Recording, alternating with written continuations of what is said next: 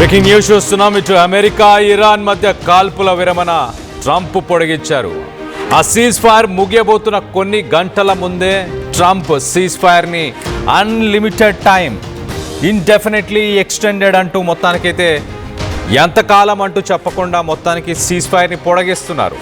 చర్చలకు రాకపోతే ఇరాన్ను వదిలే ప్రసక్తే లేదు, ఇరాన్ తగ్గాల్సిందే, లేదంటే యుద్ధమే ప్రకటిస్తామంటూ ట్రంప్ మాట్లాడుకొచ్చాడు. పాకిస్తాన్ కోరిక మేరకు పాకిస్తాన్ చేసిన రిక్వెస్ట్ కోసం సీజ్ ఫైర్ని పొడిగిస్తున్నామంటూ సోషల్ మీడియా ట్రూత్లో ట్రంప్ ఒక పోస్టును పెట్టాడు. ఆ పోస్టును కూడా మీకు ఒకసారి చదివి వినిపించే ప్రయత్నం చేస్తా. The statement of president Donald Trump based on the fact that the government of Iran is seriously fractured, not unexpectedly so, and upon the request of Field Marshal Asim Munir and Prime Minister Shehbaz Sharif of Pakistan. So based on the fact that government of Iran is seriously fractured, ఇరాన్కి సంబంధించిన ప్రభుత్వం కుప్పకూలిపోయింది. IRGC అలాగే ప్రభుత్వం మధ్య సమన్వయం కొంత సమయం కావాలి దానికి, కాబట్టి అలాగే ఇటు field marshal Asim Munir, Pakistan prime minister Shehbaz Sharif, వీరిద్దరు కూడా ప్రస్తుతానికి ఇరాన్ పైన అటాక్స్ని నిలిపివేయాలి, అంటే సీజ్ ఫైర్ని కొనసాగించాలి. ఆ టైంలో ఇటు లీడర్స్, ఇరాన్కి సంబంధించిన లీడర్స్, రిప్రజెంటేటివ్స్, వీళ్ళు ఒక యూనిఫైడ్ ప్రపోజల్, అంటే ఐఆర్జీసీ అలాగే ఇరాన్కి సంబంధించిన ప్రభుత్వానికి సంబంధించిన ఆఫీషియల్స్, ప్రెసిడెంట్, పార్లమెంట్ స్పీకర్, వీళ్ళ మధ్య కొంత కోఆర్డినేషన్ మిస్ అయినట్టు అర్థమవుతుంది. ఆ కోఆర్డినేషన్ వచ్చిన తర్వాత ఆ యూనిఫైడ్ ప్రపోజల్, అంటే ఐఆర్జీసీ అలాగే ఇరాన్ ప్రభుత్వానికి సంబంధించిన వ్యక్తులు వీళ్ళు కలిసి తీసుకున్న ఒక డెసిషన్తో ఒక ప్రపోజల్ ముందుకు తీసుకొని వస్తే అప్పుడు దానికి సంబంధించిన చర్చలని జరపడానికి సిద్ధంగా ఉన్నాము అంటూ ఇటు ట్రంప్ చెప్పుకొస్తున్నాడు. మరో పక్కన I have therefore directed our military to continue the blockade. Strait of హార్మోజ్ని మాత్రం బ్లాక్ చేయాలి అంటూ నేను ఆదేశాలను జారీ చేశానంటూ ట్రంప్ చెప్తున్నాడు. In all other respects remain ready and able and will therefore extend the ceasefire until such time as their proposal is submitted. So సీజ్ ఫైర్ని మెయింటైన్ చేస్తాము, కానీ ఆర్మీని సిద్ధంగానే ఉంచుతాము. Remain ready and able in all other respects. So army మాత్రం సిద్ధంగానే ఉంటుంది. ఒక యూనిఫైడ్ ప్రపోజల్ వచ్చిన తర్వాత discussions are concluded one way or other. The discussions are concluded. So మొత్తానికైతే యూనిఫైడ్ ప్రపోజల్ వచ్చిన తర్వాత అప్పుడు డిసైడ్ చేస్తాము ఎలా చేయాలి అనేది అంటూ మొత్తానికైతే ట్రంప్ సెన్సేషనల్ కామెంట్స్. సీజ్ ఫైర్ని ఇండెఫినెట్ టైం, అంటే ఎంతకాలం అనేది చెప్పలేదు. సో దానికంటూ ఒక పరిమితి లేదు. సో సీజ్ ఫైర్ అంటే యుద్ధం ఆగిపోయిందా? మరో పక్కన ఇరాన్ ఏం మాట్లాడుతుందో ఒకసారి ఇరాన్కి సంబంధించిన స్టేట్మెంట్స్ కూడా చెప్పే ప్రయత్నం చేస్తా. ఇటు ఇరాన్ పోర్టులని ప్రస్తుతానికి ట్రంప్ సీజ్ చేసి వాటన్నిటి కంట్రోల్ చేద్దామన్న ప్రయత్నం స్ట్రెయిట్ ఆఫ్ హార్మోజ్ బ్లాక్ చేయడం వల్ల చేస్తున్నాడు. America vice president JD Vance Pakistan వెళ్లాల్సిన ఆ టూర్ ప్లాన్స్ కూడా క్యాన్సిల్ అయిపోయాయి. చర్చలకి వచ్చేదే లేదంటూ తెగేసి చెప్పింది ఇరాన్ అసలు మేము డిస్కషన్స్కి రెడీగా లేము, డిస్కషన్స్ చేయాలనుకోవట్లేదు అంటూ ఇరాన్ చెప్తుంది. తమ డిమాండ్లను ఒప్పుకుంటేనే చర్చలకి వస్తామంటూ ఇరాన్ మాట్లాడుతుంది. ఇరాన్ పగ్గాలను పూర్తిగా తమ చేతుల్లోకి తీసుకున్నామంటూ ఐఆర్జీసీ స్టేట్మెంట్ ఇచ్చింది. హార్మూజ్ దగ్గర ప్రస్తుతానికి సిట్యుయేషన్ ఇంకా అలానే కంటిన్యూ అవుతుంది. ప్రెసిడెంట్ డొనాల్డ్ ట్రంప్ చేసిన స్టేట్మెంట్స్, దాని తర్వాత స్ట్రెయిట్ ఆఫ్ హార్మోజ్ బ్లాక్ చేయడం ద్వారా ఇరాన్కి దాదాపు $500 మిలియన్ ప్రతిరోజు నష్టం జరుగుతుంది అంటూ ఆయన మాట్లాడుకొచ్చాడు. They only say they want it closed because I have it totally blocked.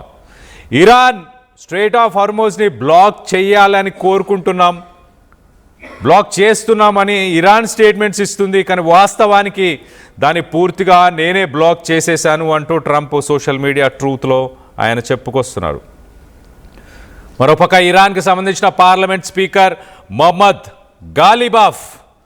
గలీబాఫ్ చాలా క్లియర్గా అమెరికాకు సంబంధించిన డిప్లొమాటిక్ అప్రోచ్, అంటే ఇస్లామాబాద్లో జరగాల్సిన పీస్ టాక్స్ ఏవైతున్నాయో అదొక టేబుల్ ఆఫ్ సరెండర్, అమెరికా మమ్మల్ని సరెండర్ అవ్వాలని కోరుకుంటుంది, కానీ అది జరగదు.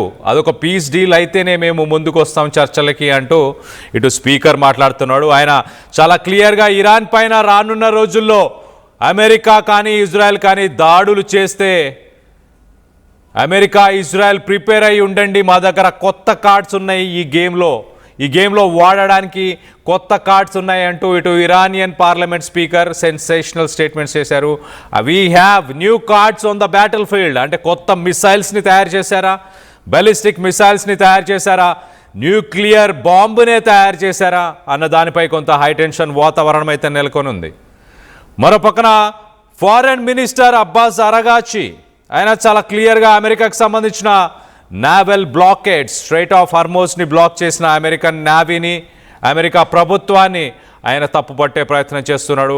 అలాగే ఇరాన్కి సంబంధించిన వెజల్స్ని పట్టుకునే ప్రయత్నం చేస్తే అవి ప్రొవొకేటివ్గానే భావిస్తాము, వాటికి ఇరాన్కి సంబంధించిన వెజల్స్ని పట్టుకుంటే ప్రతిఘటిస్తాము అంటూ ఇటు foreign minister Abbas Araghchi statements ఇచ్చారు. మరో పక్కన military threats, original ceasefire deadline సమీపించిన జస్ట్ కొన్ని గంటల ముందే ట్రంప్ సీజ్ ఫైర్ని ఇండెఫినెట్గా ఎక్స్టెండ్ చేశాడు. తెహరాన్ ఒక వార్నింగ్ అయితే ఇచ్చింది, ఆయిల్ ప్రొడక్షన్ ఫెసిలిటీస్ని టార్గెట్ చేస్తాం, గల్ఫ్ నేబర్స్ని టార్గెట్ చేస్తాం, వాళ్ళ టెరిటరీస్ నుంచి అంటే ఆ గల్ఫ్ కంట్రీస్ నుంచి ఒక్క మిసైల్ వచ్చినా కూడా, అక్కడి నుంచి ఎలాంటి అటాక్ జరిగినా కూడా ఆయిల్ ప్రొడక్షన్ ఫెసిలిటీస్నే టార్గెట్ చేస్తామంటూ ఇటు మిలిటరీ థ్రెట్స్ ఇరానియన్ గవర్నమెంట్ ఇచ్చింది.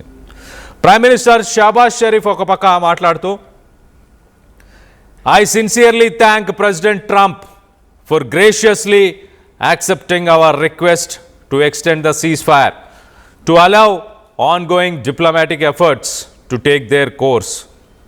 ప్రెసిడెంట్ ట్రంప్కి ధన్యవాదాలు చెప్తూ థ్యాంక్ చేస్తూ మా రిక్వెస్ట్ని యాక్సెప్ట్ చేసినందుకు, సీజ్ ఫైర్ని ఎక్స్టెండ్ చేసినందుకు, అలాగే డిప్లొమాటిక్ ఎఫర్ట్స్ ఏదైతే పీస్ టాక్స్కి సంబంధించిన డిప్లొమాటిక్ ఎఫర్ట్స్ ఉన్నాయో వాటిని ముందుకు తీసుకెళ్లే ప్రయత్నం చేసినందుకు ప్రెసిడెంట్ ట్రంప్కి కృతజ్ఞతలు అంటూ పాకిస్తాన్ ప్రైమ్ మినిస్టర్ షాబాజ్ షరీఫ్ చెప్పుకొస్తున్నారు. మొత్తం మీద పీస్ టాక్స్ మరి జరిగే అవకాశం ఉందా లేదా అన్న దానిపై కొంత సందిగ్ధం అయితే ఏర్పడి ఉంది. America vice president JD Vance పాకిస్తాన్కి వెళ్లాల్సిన ఆయన షెడ్యూల్, అలాగే ఆయనతో పాటు వెళ్లాల్సిన అమెరికన్ డెలిగేషన్ అంతా కూడా ప్రస్తుతానికి ఆ షెడ్యూల్ని వ్రాప్ చేశారు, ఆ ట్రిప్ని హోల్డ్ చేశారు. అమెరికా డెలిగేషన్ వైట్ హౌస్ ప్రస్తుతానికి ఆ ట్రిప్ని హోల్డ్లో పెట్టడం జరిగింది. ఇరాన్ ఇప్పటిదాకా ఎలాంటి కన్ఫర్మేషన్ ఇవ్వలేదు. ఇస్లామాబాద్లో శాంతి చర్చలకి ఇరాన్ పాల్గొంటుందా లేదా అన్న దానిపై క్లారిటీ ఇవ్వకపోవడంతో ఇస్లామాబాద్ పీస్ టాక్స్ ప్రస్తుతానికి నిలిపివేశారు. ట్రంప్ ఒక పక్కన సీజ్ ఫైర్ని అమలు చేస్తూనే స్ట్రైట్ ఆఫ్ హార్మోజ్ని బ్లాక్ చేస్తా అంటున్నాడు. ఒకవేళ స్ట్రైట్ ఆఫ్ హార్మోజ్ని ట్రంప్ బ్లాక్ చేస్తూ ఇటు Iran officials, Iran Islamic revolutionary guards IRGC వీళ్ళు కూడా బ్లాక్ చేస్తే గ్లోబల్ ఆయిల్ ట్రేడ్ కాస్త ఎఫెక్ట్ అయ్యే అవకాశం ఉంది. రానున్న రోజుల్లో ఆయిల్ బ్యారెల్ ప్రైస్ ఇంటర్నేషనల్ మార్కెట్లో $100 నుంచి $120 మధ్య ఉండబోతున్నట్టు తెలుస్తుంది. దీనివల్ల ప్రపంచానికి సంబంధించిన స్టాక్ మార్కెట్స్ కుప్పకూలబోతున్నాయి. మరోపక్కన ఇండియాకి రావాల్సిన ఆయిల్ ట్యాంకర్స్ని కూడా ఇటు ఇరాన్ స్ట్రెయిట్ ఆఫ్ హార్మోజ్ పరిసర ప్రాంతాల్లో అమెరికా, ఇరాన్కి సంబంధించిన ఆర్మీ ఫోర్సెస్ ఇండియన్ ఆయిల్ ట్యాంకర్స్ని కూడా ప్రస్తుతానికి హోల్డ్ చేస్తున్నాయి.